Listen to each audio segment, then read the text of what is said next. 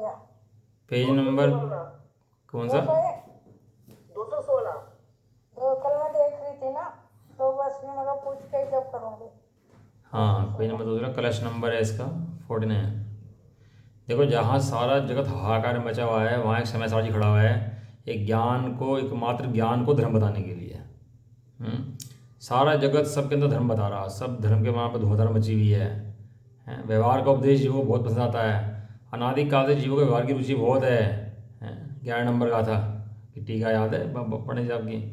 अनादिकाल से जीवों का व्यवहार का पक्ष बहुत है, और जिनवाणी में भी व्यवहार को हस्तावलंबन जान करके उसका व्यवहार का उपदेश बहुत किया है। जिनवाणी में भी व्यवहार का उपदेश बहुत दिया है, और इसका रोग पुष्ट होता है वो व्यवहार का। लेकिन आचार्य कुंद देव हैं जो एक तरफ एक खंभे से जुड़ के खड़े हुए हैं कि ज्ञान ही धर्म है, ज्ञान ही धर्म है, ज्ञान ही धर्म है। ज्ञान के अलावा कहीं अन्य धर्म नहीं है। हाँ, वो व्यवहार के नाम पर दुनिया इसका पोषण करती है, लेकिन वास्तव में व्यवहार के नाम पर भी पोषण करने योग्य नहीं है। एकमात्र ज्ञान ही पोषण करने योग्य है धर्म के नाम पर। धर्म यानी ज्ञान, बस सीधी बात समझ लो। घी मने चिकनाहट, है ना, खारा मने नमक, मीठा मने शक्कर, सब चीज़ों का पता है कि नहीं पता है? इसी प्रकार धर्म मने ज्ञान। हाँ, वहाँ सोने की अंगूठी लाए और सोने की अंगूठी पैक हो डब्बी के अंदर, तो सोने की अंगूठी पैक जो है ना, वहाँ के सोना कहाँ है? तो कहेगा सोना जो है वो इसके अंदर है, डिब्बी सोना नहीं है। तो डिब्बी को ले आ रहा भाई, फिर तू डिब्बी में क्यों ले आ रहा है? डिब्बी फेंक दे। कहने लगा नहीं, डिब्बी फेंक नहीं सकता, डिब्बी इसकी सुरक्षा के लिए है। क्या कहेगा? डिब्बी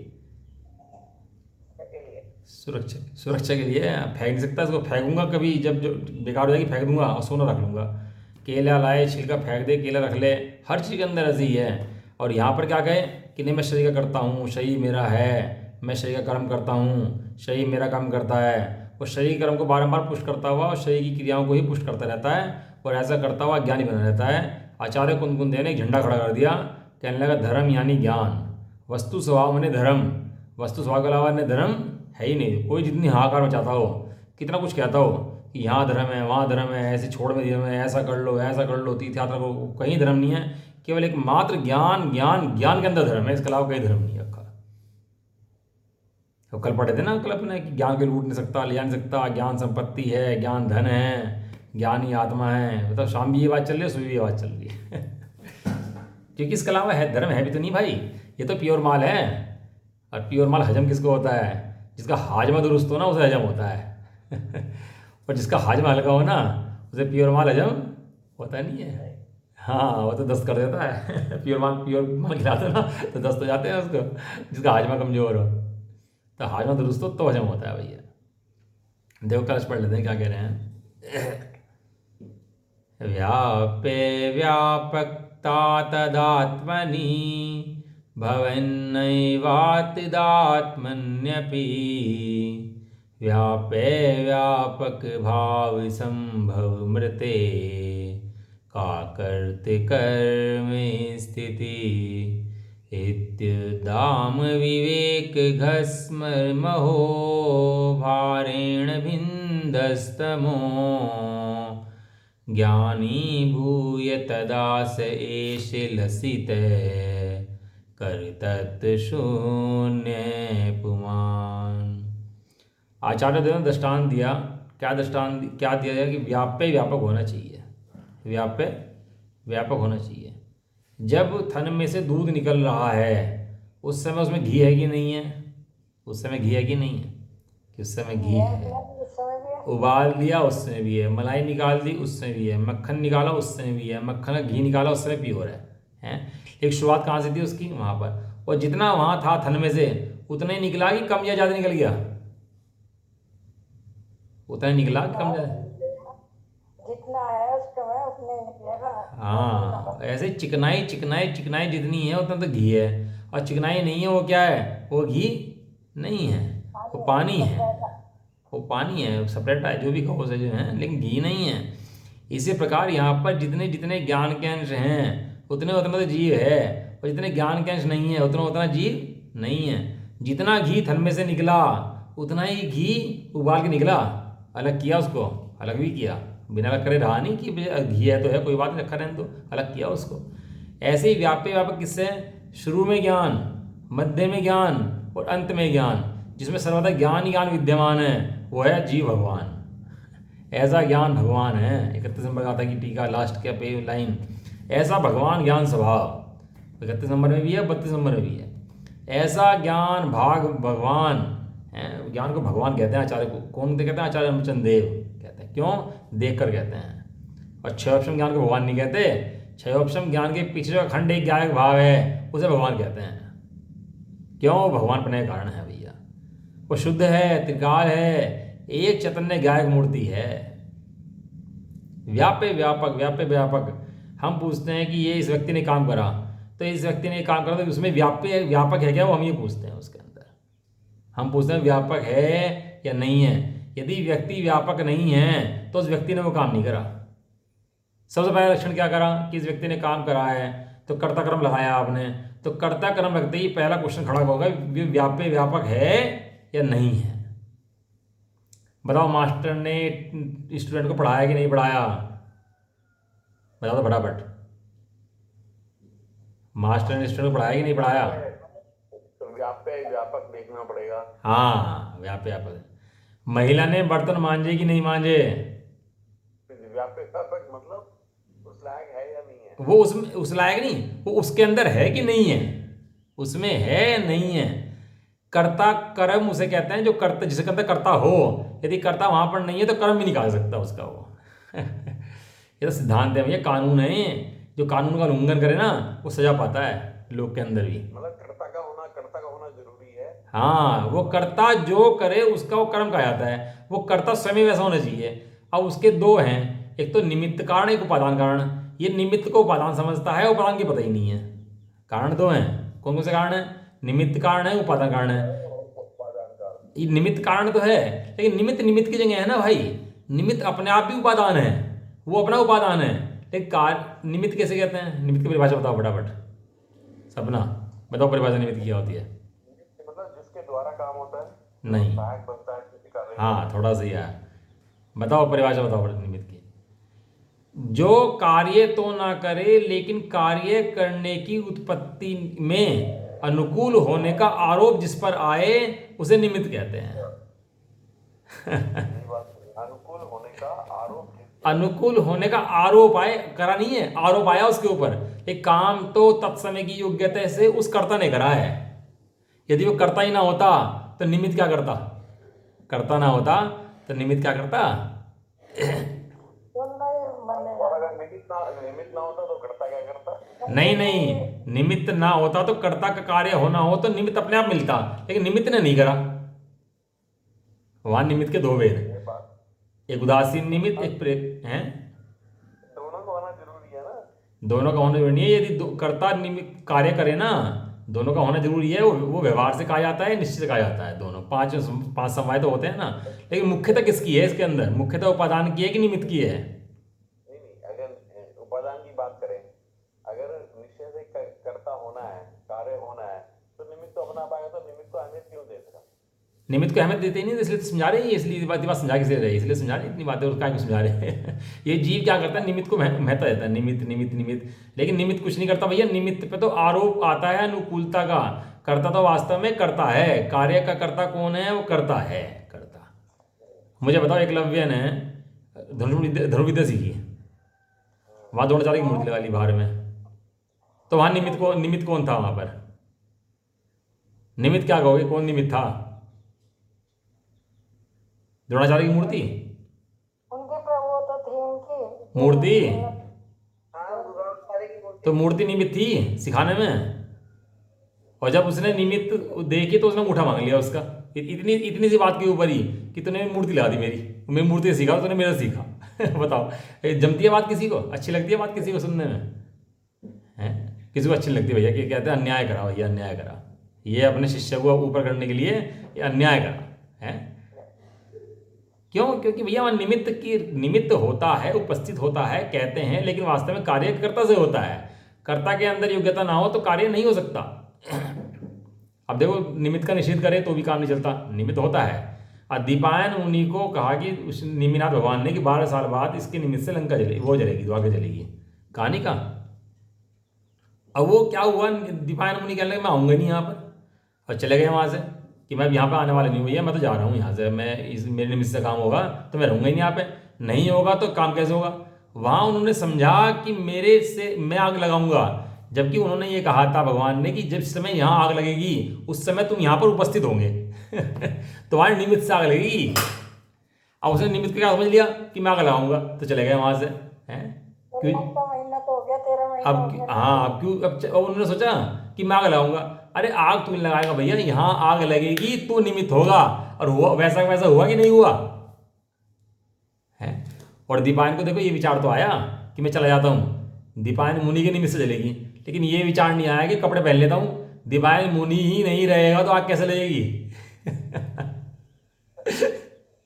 ये कपड़े पहन लेता हूँ, दीपायन मुनि नहीं रहेगा तो फिर आग कैसे लगेगी है। तो इतनी तरह विचार नहीं आया, बना मुनि रहा। क्यों? क्योंकि जो कार्य होना होता है वहां पर निमित्त उसके अनुरूप मिलता ही मिलता है। ऐसा नहीं होता निमित्त नहीं मिले, लेकिन निमित्त से कार्य नहीं होता, कार्य स्वयं योग्यता से होता है, निमित्त वहां पर उपस्थित होता है मात्र। अब उसे कह दिया, कहने लगे धनुष बाण से तो है ना तेरे वे कृष्ण की देह जाएगी, कृष्ण के पैर में तीर लगेगा और तेरे निमित्त से कृष्ण की देह चली जाएगी। तो चला गया छोड़ के वहां से, है द्वार में छोड़ के चला गया, जंगल में भटकने लगा है। धनुष बाण नहीं छोड़ा, नगर छोड़ दिया। क्यों? क्योंकि मृत्यु तो उसके धनुष बाण से होनी थी ना, और वो कृष्ण वहीं पे गए और वहीं पे तीर लगा पैर में उनके वहीं पे कार्य हुआ है। भैया कार्य में ये बहुत बड़ी भ्रांति जीवों को है कि निमित्त कार्य करता है। भगवान से ज्ञान आता है, मैं बर्तन मांज दिए हैं, मैंने रोटी बना दी है, मैंने कपड़े पहन लिए हैं, मैंने खाया, मैंने कमाया, मैंने बनाया, ये जीव की अनादि काल से कर्ता कर्म की भूल चलती आ रही है। आज तक इस भूल पर भी चोट नहीं पड़ी, यही लगता है मैंने करा मैंने करा मैंने करा। अच्छे काम हो मैंने कर दिए, अब बुरे काम हो तो इसने कर दिए, दूसरे ने कर दिए। अनादि काल से जीव कर्ता कर्म की बुद्धि भैया चलती आ रही है। ये कह रहे हैं भैया कार्य करा, तो हम पूछते हैं व्याप्य व्यापक है कि नहीं है। आत्मा ज्ञान से व्याप्य है और ज्ञान सदाकाल उसके अंदर रहता है। तो क्या कह रहे हैं, व्याप्य व्यापकता तत्स्वरूप में ही होती है। तत्स्वरूप माने जो उसका स्वरूप है उस स्वरूप में से ही होती है, स्वरूप से बाहर व्याप्य व्यापकता नहीं होती, स्वरूप से बाहर व्याप्य व्यापकता नहीं होती। इसका मतलब कर्ता कर्म भी स्वरूप से बाहर नहीं होता, अतः स्वरूप में नहीं होती, नहीं ही होती लिखा है। एक द्रव्य दूसरे द्रव्य कर्ता करे ऐसा होता ही नहीं है। देव कर्ता कर्म अधिकार है ना, तो कर्ता कर्म अधिकार के अंदर एक द्रव्य है, एक उसका कार्य है, दो चीजें हैं। तो यहाँ पर प्रमाण के विषय की बात चलती है कर्ता कर्म के अंदर। किसकी चलती है? प्रमाण के विषय की, कि द्रव्य तो है, कर्ता क्या है? कूटस्थ थोड़ा ना है। उत्पाद वे चलता है ना, तो उत्पाद वे चलता किसके अंदर है? द्रव्य के अंदर चलता है। लेकिन उत्पाद वे चलता कैसा है कि उत्पाद वे जैसा द्रव्य होता है वैसे चलता है। उत्पाद वे जैसा द्रव्य होता है वैसे चलता है। हाँ, उत्पाद वे ऐसा नहीं, द्रव्य तो कोई और हो, उत्पाद वे कुछ और हो, ऐसा ना है। सूर्य में से प्रकाश निकलता है, प्रकाश निकलता है, सूर्य के अंदर प्रकाश है। सूर्य के अंदर से अंधकार निकलता है कभी? कुछ और निकल जाता है कि नहीं निकलता? क्या निकलता है? प्रकाश निकलता है। क्यों? क्योंकि सूर्य के अंदर प्रकाश है ऐसे जीव के अंदर से ज्ञान दर्शन निकलते हैं, जाना निकलता है। क्यों निकलता है? क्योंकि जीव के अंदर है, और पुद्गल में से नहीं निकलते। क्यों? पुद्गल में नहीं है, सीधी बात तो है। और व्याप्य व्यापक भाव के संभव के बिना कर्ता कर्म की स्थिति कैसे बन जाएगी भाई साहब? ये तो एक द्रव्य दूसरे में कर्ता कैसे हो जाएगा? जब व्याप्य व्यापक ही नहीं है तो कर्ता कर्म कैसे बनेगा? बताओ। स्पष्ट सिद्धांत बता रहे हैं, कानून लिख दिया, संविधान लिख दिया आचार्य देव ने। अब कोई इसकी नास्ती करे, बहाने मारे, ना माने, तो भैया तेरे तो भली भोली होनार है ही नहीं। इसका मतलब भली होनहार है जिंदगी, जिन्हें ऐसा विकल्प भी आता है मैं कौन हूँ, मेरा क्या स्वरूप है, ये चरित्र कैसे बन रहा है, इन परिणामों का फल क्या होगा। एक द्रव्य दूसरे द्रव्य करता है कि नहीं है? नहीं है तो कैसे है, और है तो कैसे है? कल्याण किस बात से है? निश्चय ने क्या है, व्यवहार ने क्या है? भली होनहार है उनकी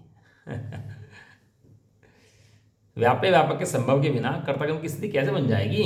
अर्थात कर्मता कर्म की स्थिति नहीं होती, कर्ता कर्म की स्थिति नहीं होती। ऐसा प्रबल विवेक रूप, प्रबल माने गाढ़ा, बहुत गाढ़ा, बहुत डेंस, प्रबल विवेक, और सबको ग्रासीभूत करने के स्वभाव वाला ज्ञान प्रकाश ज्ञान कैसा है? प्रकाश, और सब उसके अंदर समा जाए ऐसा है भैया ग्रासीभूत माने जब ग्रास लेते हैं तो मुंह बड़ा होता है, ग्रास छोटा होता है। ऐसे ही ज्ञान बड़ा है और ये 3 लोग 3 काली छोटे हैं भैया, हैं। ज्ञान प्रकाश के भार से ज्ञान प्रकाश सब पे भारी है भैया, अकेला सब पे भारी। अज्ञान अंधकार को भेदता हुआ यह आत्मा ज्ञान स्वरूप होकर उस समय कर्तव्य रहित होता हुआ शोभित होता है। गाथा नंबर 2, जीवो चरित दंसन नान टिट्ठदो। क्या आ गया?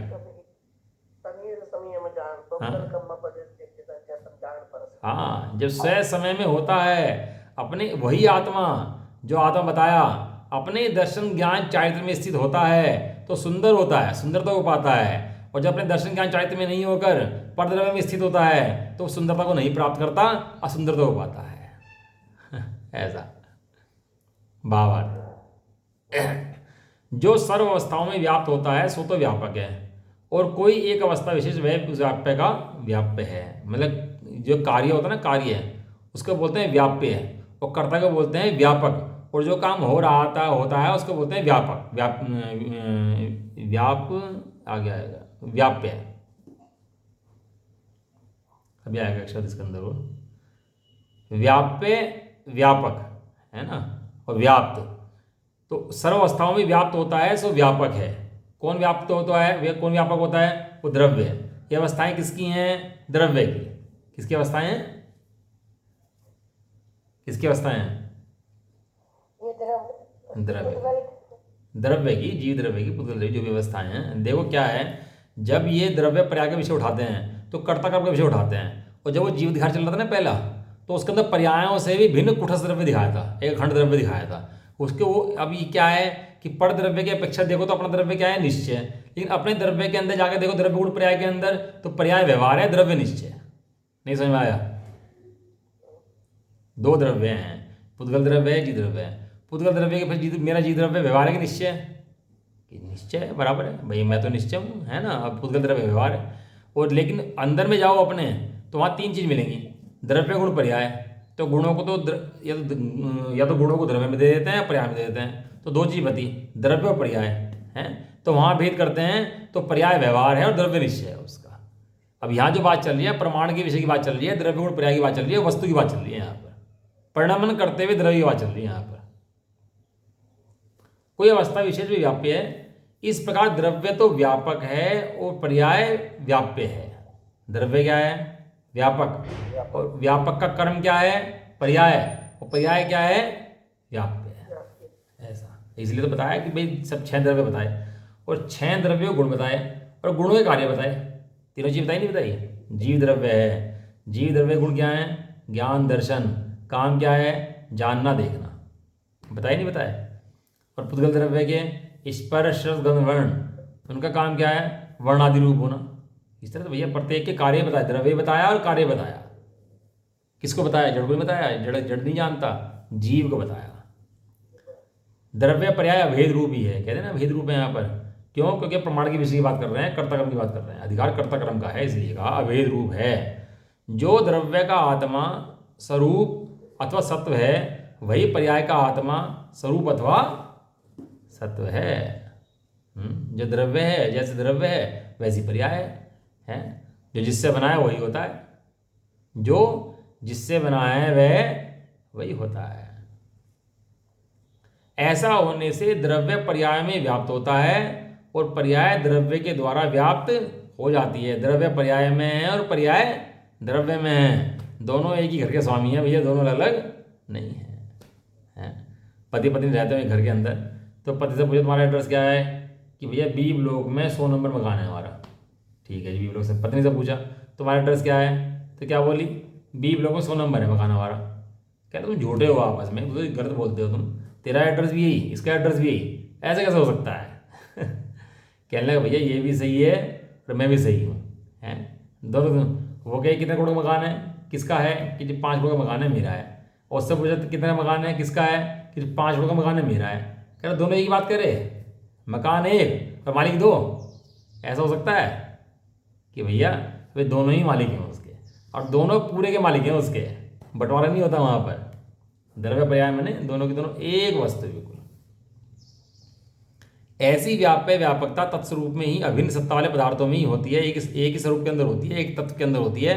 अतः स्वरूप में जिनकी सत्ता भिन्न भिन्न ऐसे पदार्थों में नहीं होती है, व्याप्य व्यापक भाव होता है, वही कर्ता कर्म भाव होता है। जो जहाँ व्याप्य व्यापक हो वहीं कर्ता कर्म भाव होता है, और जहाँ व्याप्य व्यापक ना हो वहाँ कर्ता कर्म नहीं होता।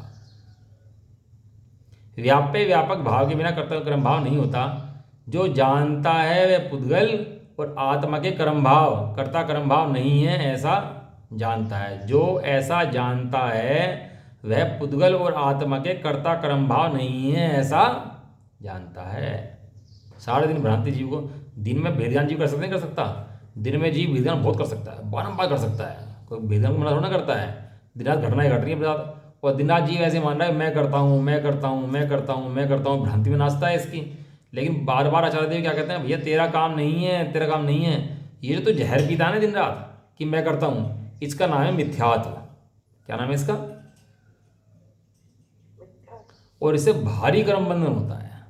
ये जो जिंदा जहर पीता है ना जीव कि मैं करता हूँ मैंने इतना काम कर लिया, इसने मेरा कर दिया है, ये दिन रात जो जहर पीता है कर्ता कर्म बनेगा, इससे महान कर्म बंधन होकर के जीव का संसार चलता है। और आचार्य देव तेरे संसार बंधन का भाव कराना चाह रहे हैं। ऐसा जानने पर वह ज्ञानी होता है और कर्ता कर्म भाव से रहित होता है, और ज्ञाता दृष्टा जगत का साक्षीभूत हो जाता है। आचार्य देव एक तरफ डंडा ले खड़े, कहने लगे भैया कर्ता कर्म भाव तू नहीं है, तेरा कार्य ये नहीं है, ये पुद्गल द्रव्य कार्य है, तेरा कार्य नहीं है, ये नहीं है। वो कहता है फिर कहता है तेरा कार्य नहीं है, तो कहता है राग तेरा कार्य नहीं है, तो कहता है किसका कार्य है कि तुझे क्या लेना देना, तू कह दिया ना तू बरी, तेरा नहीं है। कोर्ट में केस चल रहा है इसके ऊपर, और कोर्ट कहते भैया तू सजाया आता मुजरिम था, बाइज्जत बरी किया जाता है। अब वो बरी हो गया तो ये सोचता है कि कहने कि था कौन, चोरी किसने करी थी, किसे पकड़ लिया था, तू बरी हो गया ना, तू भैया मजे ले जा करके। लेकिन टेंशन होती है कौन कौन कौन, अरे कोई करता नहीं है इसका पुद्गल द्रव्य का, जो है वो है, तू तो अपने मजे ले बैठ करके। अब गाथा नंबर 76 आएगी, इसके पहले तो कलश टीका जो है ना 2 ये पढ़ लेते हैं और कलश पूरा कर लेते हैं इसका। एक मिनट खोल लेता हूँ, 1 मिनट रुको।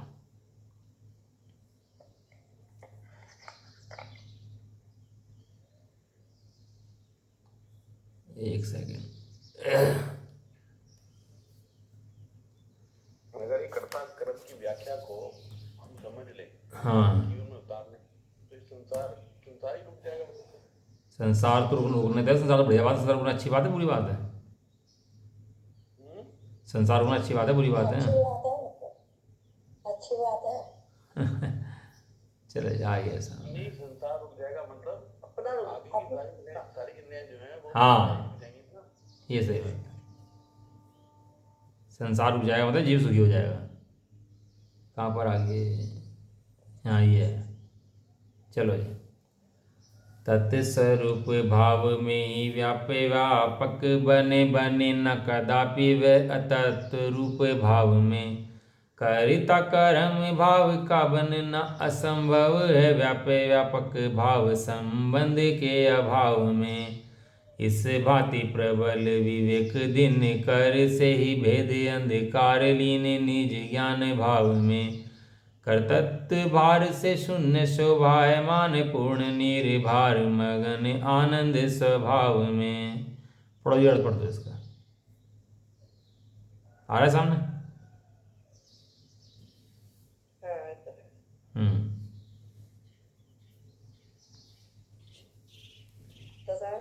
उस काल इस प्रकार उस काल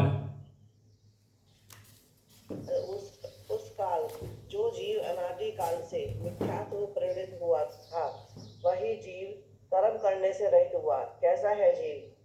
ज्ञानी भूय तमह बिंदन, ज्ञानी भूय अनादि से मिथ्यात्व रूप परिणमता हुआ जीव कर्म की एक पर्याय स्वरूप परिणित हो रहा था।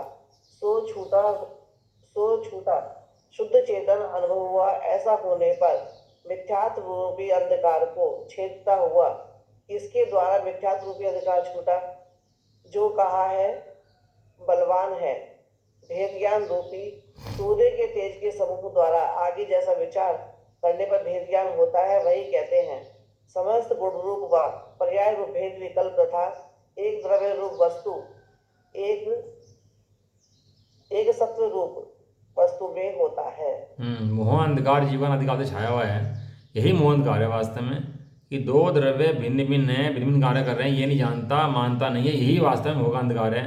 पर द्रव्य का कार्य अपने सिर पर लेता है, यही मोह अंधकार है। और जब जीव ज्ञान के अभ्यास के द्वारा ये जानता है कि मेरी वस्तु भिन्न है और पुद्गल द्रव्य भिन्न है, बारंबार ऐसा भेद ज्ञान करता है, तो उसकी जो कर्ताकर्म की स्थिति है वो बदल जाती है और जीव सुबुद्धि वाला हो जाता है, अंधकार चला जाता है। पढ़ो जाए भावार्थ इस प्रकार है।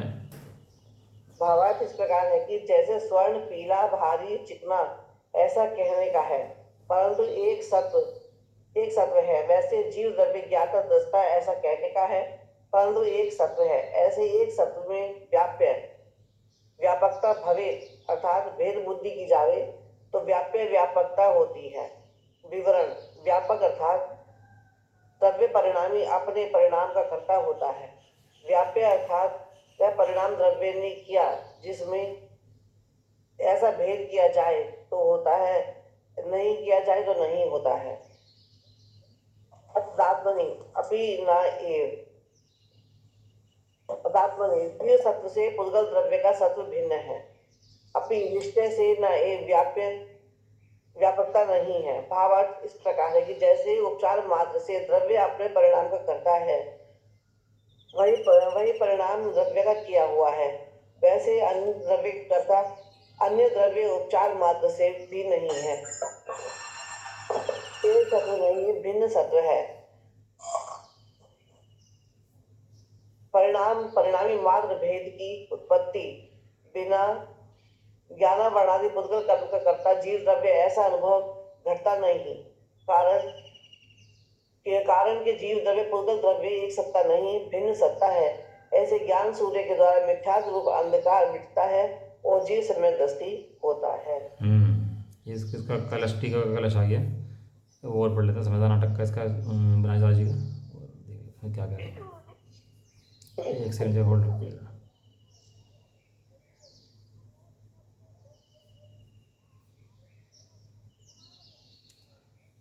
स्लो चल रहा नेट, एक मिनट।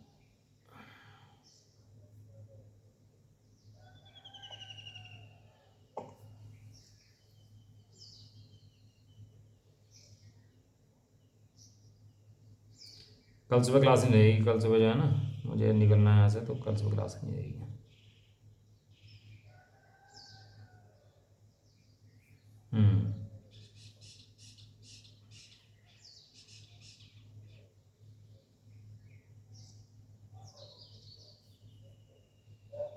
हाँ जी, आ गया सामने।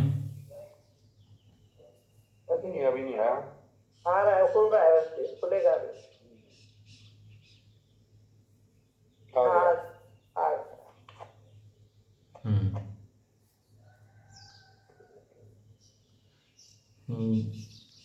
जैसे जैसो जो दरब ताके तैसो गुण पर जाए, ताही सो मिलत पे मिले ना काहू आन सो। जीव वस्तु चेतन कर्म जड़ जाति भेद, अमिल मिलाप जोनि तंभ जुरे कान सो। ऐसो सुविवेक जाके हृदय प्रगट भयो, ताको भ्रम गयो ज्योति मेरे बागे भान सो। सोई जीव कर्म को करता सो दिसे पे अकरता कयो है शुद्धता के परिमान सो। जो द्रव्य जैसा है उसके वैसे गुण पर्याय होते हैं। बताओ, द्रव्य कोई और हो, गुण पर्याय कुछ और हो, ऐसा हो सकता है क्या? तीन काल में संभव है कि द्रव्य कोई और काम कुछ और कर रहा हो। चेतन जड़ का काम कर रहा हो, जड़ चेतन कर रहा हो, ऐसा दिखता है कभी? हैं? तू भले शरीर को अपना मानता रहे कि मैं हूँ, जिंदा है, शरीर जिंदा है, तो राख है, देख ले, बनकर राख बन जाएगी। ये जिंदा में जिंदा नहीं है भैया, ये जिंदे में भी यहाँ पे जीव जिंदा है, ये तो मरा है। सजीव और अजीव दो चीज़ें होती हैं। तो सजीव कौन है? सजीव जीव है भैया, और अजीव जहाँ जीव नहीं है वो अजीव है। ये शरीर अजीव है और मैं चेतन द्रव्य यहाँ पर हूँ, मैं सजीव हूँ। जो द्रव्य जैसा है वैसे गुण पर्याय उसके होते हैं, और वे मिलते नहीं हैं अन्य से कि अन्य मिल जाए, मिक्स हो जाए, मिक्सअप होगी जा करके, ऐसा नहीं होता। वहाँ सूर्य की किरणों के द्वारा धरती प्रकाशित होती है, लेकिन धरती और प्रकाश मिलते नहीं हैं आपस में, दोनों कैसे हैं, दोनों प्रकाश चला जाएगा धरती रह जाएगी, दोनों कैसे अलग अलग है कि नहीं है, कि दोनों भैया अलग अलग हैं। इसी प्रकार से ज्ञान और वस्तुएं जो प्रकाशित हो रही हैं ये मिलती नहीं है, ज्ञान स्वभावी आत्मा का अलग है और वो जो वस्तुएं बाहर की हैं वे अलग हैं। चैतन्य जीव और जड़ कर्म में जाति भेद है, वस्तुएं अलग हैं, दोनों चीजें अलग हैं। सो इसका नितंब और कान के समान अमिलाप है कि नितंब अलग है कान अलग है, दोनों मिल सकते हैं कि नितंब और कान, कि अमिलाप है। ऐसा सम्यक ज्ञान जिसके हृदय में जागृत हो जाता है, जो ऐसा जान लेता है, जिसके हृदय में ऐसा विवेक जागृत हो जाता है, उसका मिथ्यात्व सूर्य के उदय के में अंधकार के समान दूर हो जाता है। वह लोगों को कर्म करता दिखता है, परंतु राग द्वेष आदि रहित शुद्ध होने से उसे आगम्य करता कहा जाता है। देखो बहुत समय लग जाता है इसके अंदर, ऐसा नहीं समय लगता, बहुत समय लग जाता है, लेकिन चारित्र मोहनी कर्म का है। ज्ञानी जीव तो समझता है कि एक द्रव्य दूसरे द्रव्य कार्य नहीं करता। मैं कपड़े उतार के मुनि नहीं बन सकता, कपड़े उतार के मेरा काम मुनि बनना नहीं है, हैं? मैं गुणस्थान चढ़ सकता, मैं नियम त्याग व्रत नहीं कर सकता, क्योंकि मैं कौन हूँ, मैं ज्ञाता मात्र हूँ, ज्ञाता मात्र। इसी सिद्धांत के सहारे तक आदिनाथ राजा बने रहे, इसी सिद्धांत के सहारे तक वे भरत बाहुली साथ में लड़ते रहे, लेकिन ज्ञान भ्रष्ट नहीं हुए। यहाँ पर कौन भ्रष्ट है, जो ज्ञान भ्रष्ट है वो भ्रष्ट है, और जो ज्ञान से भ्रष्ट नहीं है वो भ्रष्ट नहीं है, हो कहीं भी, चाहे नरक में हो, चाहे तिरंच में हो, चाहे स्वर्ग में हो। लेकिन जो ज्ञान पे टिका आपने वो भैया सम्यक ज्ञानी, ज्ञान पे नहीं टिका वो सम्यक ज्ञानी नहीं है ना। अब अगली गाथा देखो क्या रहे हैं, अगली गाथा की उठाने पढ़ लेते हैं इसकी। अब यह प्रश्न करता है कि पुद्गल कर्म को जानने वाले जीव के पुद्गल के साथ कर्ता कर्म भाव है या नहीं है। फिर अब वो कर्ता कर्म चल रहा है ना अधिकार, तो उसने फिर पूछ लिया कि भाई जीव को पुद्गल को जानता तो है ना, तो जब जानता है, जिस समय जानता है उस समय तो पुद्गल का करता है कि नहीं है। वो क्या समझ रहा कि जानना जो है वो करता है, लेकिन जानना अपना कर्तापना नहीं है भैया। जाननपना जीव का है वो अलग है, और पुद्गल द्रव्य अलग है। पुद्गल द्रव्य ज्ञान में झलकता है तो भ्रांति खड़ी होती है कि पुद्गल द्रव्य को मैं करता हूँ, लेकिन पुद्गल द्रव्य समय परिणाम करता है। पुद्गल द्रव्य करता ज्ञान तीन काल में है नहीं, हो सकता नहीं।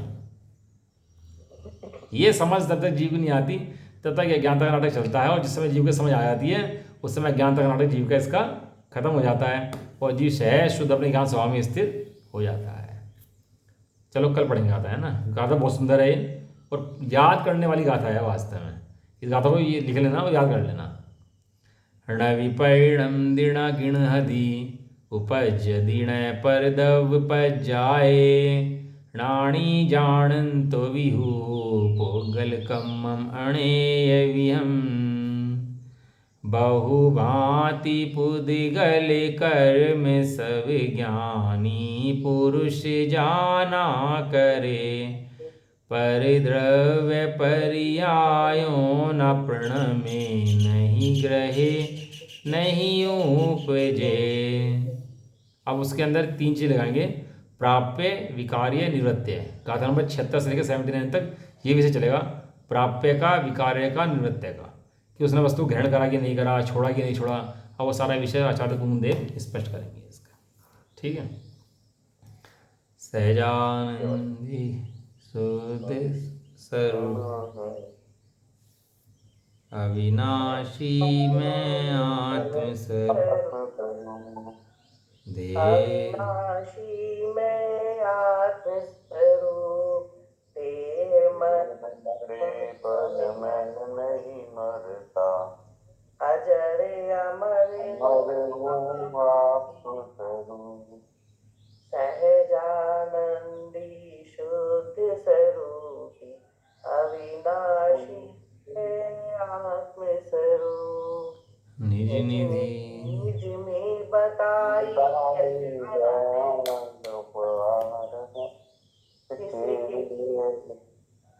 निर्वाणी नोमाणों का मंत्र।